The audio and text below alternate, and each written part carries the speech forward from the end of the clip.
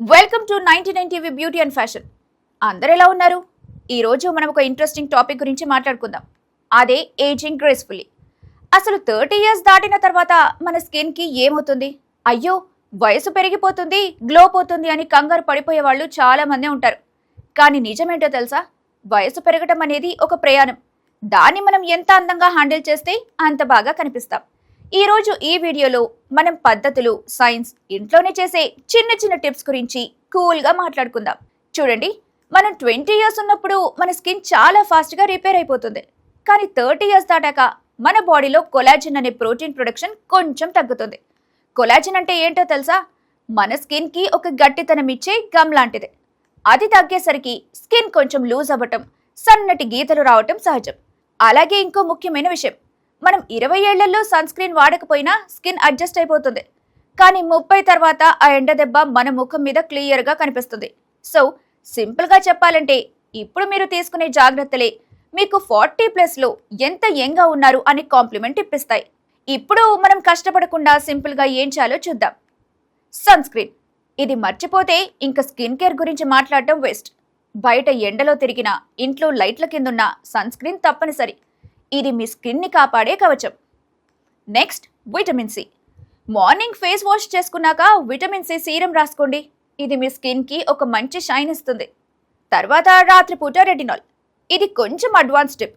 Retinol అనేది skin సెల్స్ని regenerate చేస్తుంది. రాత్రిపూట ఒక చిన్న డ్రాప్ రెటినాల్ వాడితే ఉదయాన్నే స్కిన్ చాలా ఫ్రెష్గా ఉంటుంది. అయితే స్టార్టింగ్లో కొంచెం జాగ్రత్తగా ఉండాలి.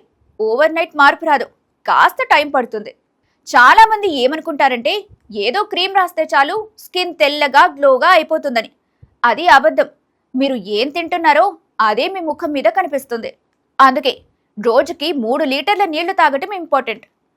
అలాగే మనం తినే ఎక్కువ షుగర్ మన చర్మంలోని కొలాజిన్ను తినేస్తుంది. సో స్వీట్స్ని కొంచెం చూసి తగ్గించండి. అలాగే నట్స్ అండ్ ఫ్రూట్స్, బాదం, వాల్నట్స్, బీట్రూట్ లాంటివి తింటే స్కిన్ ఆటోమేటిక్గా గ్లో వస్తుంది. ఇక నిద్ర చాలా ముఖ్యం. రాత్రిపూట ఫోన్ పక్కన పడేసి 7 గంటల వరకు నిద్రపోండి.